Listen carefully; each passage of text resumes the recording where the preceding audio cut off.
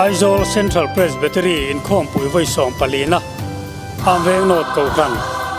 khan lanau pang tak main kan thing ve don ta reng maya amakin ro puya pathian mal som nanin kan ngaya in Khawmpui mang tu tur palai local zong te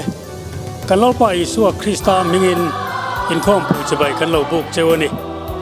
am veng not ko khan lanau pang takani angin veng chuan hoi om kan ni boka kan kho sakte la har sa viau maya amaro chu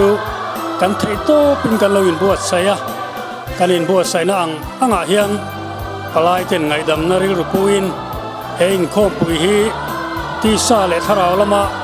lok naim chan the kan du sak chewa zalen tak lim takamang turin kan du chewa chuwangin Aizawl Central Presbytery in Khawmpui mang tura palai local zong te ti tak zetin kan lo ma cheu